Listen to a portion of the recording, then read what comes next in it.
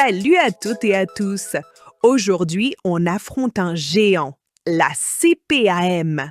L'objectif, passer un appel téléphonique et survivre. Mais attention, avant de parler à un humain, il y a un premier challenge, le serveur vocal. C'est un robot. Pas de panique, je vous explique tout. On y va. Étape 1, l'identification de votre département. D'abord, vous appelez le 3646. La toute première chose, c'est de dire au système où vous êtes. C'est l'étape du département. Attention, la question peut être différente selon les régions. Option 1. Le robot propose votre département.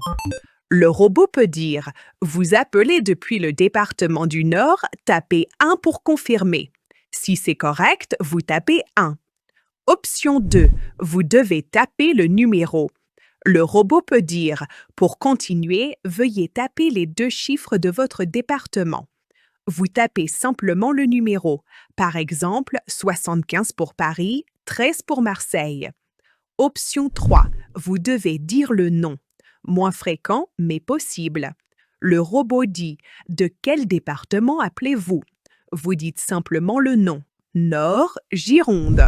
Le plus important, écoutez bien la première question. Elle concerne toujours votre département. Étape 2. Parlez au robot. Ensuite, le robot va vous demander la raison de votre appel. Il faut parler. Le secret ici, c'est d'être très simple.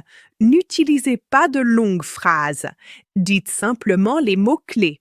Par exemple, parler à un conseiller. Remboursement. Carte vitale.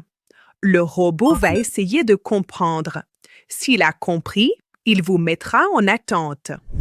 Étape 3. L'attente utile. Maintenant, vous attendez. Il y aura de la musique, peut-être beaucoup de musique. C'est le moment le plus important. Ne perdez pas ce temps. Préparez 3 choses. Votre carte vitale, un stylo, une feuille de papier.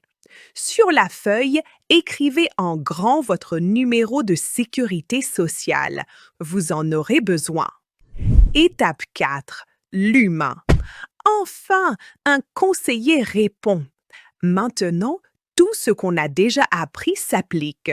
Vous dites poliment « Bonjour madame ou monsieur, je vous appelle pour un renseignement sur mon dossier. » ou « Je vous appelle concernant un remboursement. » Si vous ne comprenez pas la réponse, utilisez la phrase magique.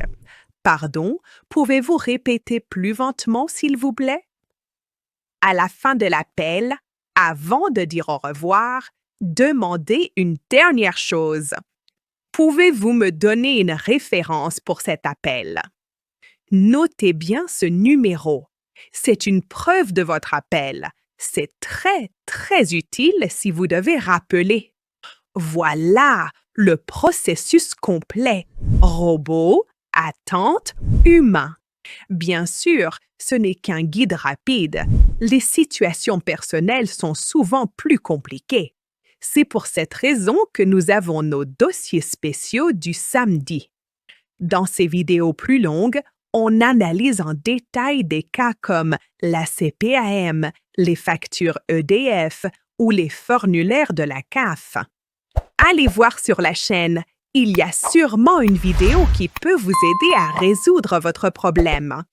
L'administration française, c'est un peu comme un sport de combat. Alors, bon entraînement! Pour plus de guides, abonnez-vous à Français tout doux. Allez, courage et ne perdez pas votre numéro de référence. À bientôt!